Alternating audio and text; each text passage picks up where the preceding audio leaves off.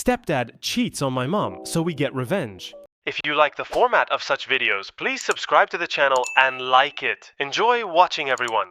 I moved in with my mom after her marriage of 25 years with my bio dad was ended. He was a manipulative asshole. But that's another story. Shortly after the divorce, my mom introduced me to her boyfriend at the time, Chris. Now, my mom worked as a correctionals officer at the county jail. The boyfriend was a former inmate in for a DUI. That should have been the first red flag, but my mom was grieving a long marriage, and I didn't want to push the subject. Chris seemed to make her happy, and that was enough for me. Me, bro, and sis all moved in with mom and Chris, and we seemed to get along okay. Chris and I bonded a bit over our love of video games, and all seemed well. That is, until 2017. Due to Chris's prior DUI, he had to go in regularly for probationary checkups at the courthouse. One day, he didn't return, and we got a little worried. We then received a phone call from him, from Texas. Turns out, when he arrived at the courthouse that day, he was jumped by the FBI. His family from Texas was implicated on a number of gang and drug-related crimes, and due to a situation where he was in a vehicle during a drug handoff, he was on the hook as well. He ended up agreeing to testify against his family members in exchange for a shorter sentence, and allowed to be out of prison before the trial. My mom was distraught, and over the course of many phone calls over a year, they worked out their marriage plans when he returned. His store owner at the DQ he worked at allowed him to come back as well, back to his store manager position.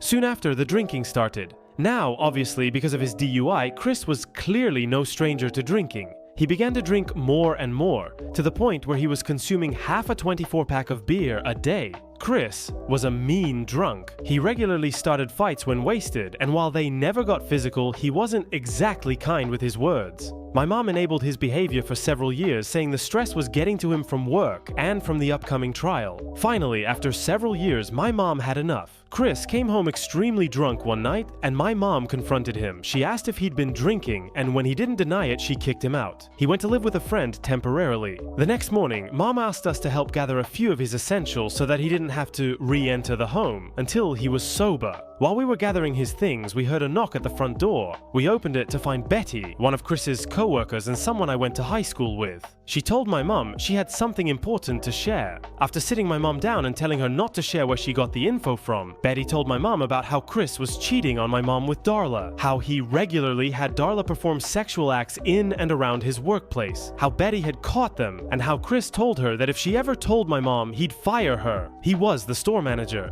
And finally, how Darla was pregnant. My mom was angry. After the initial shock wore off, she told us to round up all of Chris's things and to dump it outside. We took everything of his out of the house and tossed it all in the alley behind our house. Chris had no reason or ability to return to the house.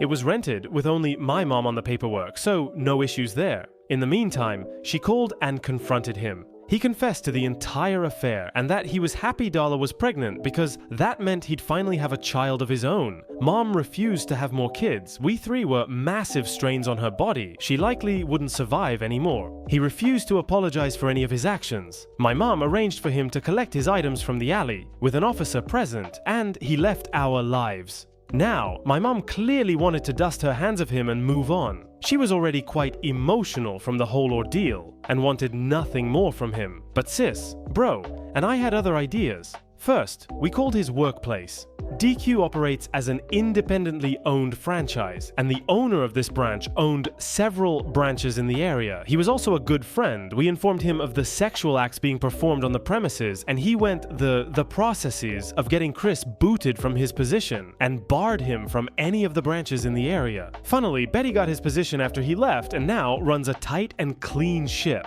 Chris no longer had a job or a place to live, and so went to live with Darla in a town about an hour away. We found out that he started working at another DQ in that town and informed the owner of that location of the situation. It took significantly longer due to there being no current indecent actions occurring there, but eventually he lost that job too. Soon after, Chris began driving around our neighborhood, seemingly stalking my mom and our family, probably because of his job loss. Now, due to the whole situation in Texas, he never had his probation lifted for his DUI and thus still did not have a license. He never had to drive when he lived with us, since work was local and we could drive him as needed. But here was clearly driving around by himself when he shouldn't be. We contacted the police and informed them about Darla's vehicle in our neighborhood and that we believed Chris was driving it without a license. We told them to pull over the vehicle next time they see it, as it would likely be C driving again. Sure enough, a few weeks later, we were told that Chris indeed was pulled over and sent back to the local jail for driving without a license and while intoxicated. The police also did a search of the home he was staying at and found several guns at the premises. Since he was a felon, he was not legally allowed to have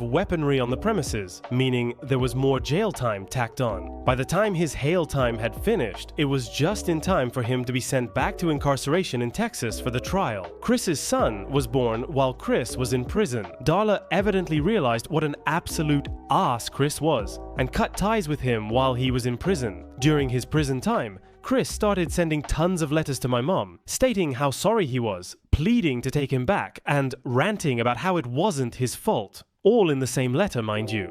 Mom burnt every one of them. We moved on, moving out of state. Chris evidently got out of prison some years ago and now lives in Kansas, struggling and fighting child support, which Darla sued him for. Mom now has a new boyfriend who treats her right and cares a lot more than Chris ever did. Bro and sis moved on and out, and I still live with Mom, assisting her with the newly purchased home that we've been renovating. Life's looking okay. I was reminded of this by a chat with a coworker about cheaters and thought to post it here for others to enjoy.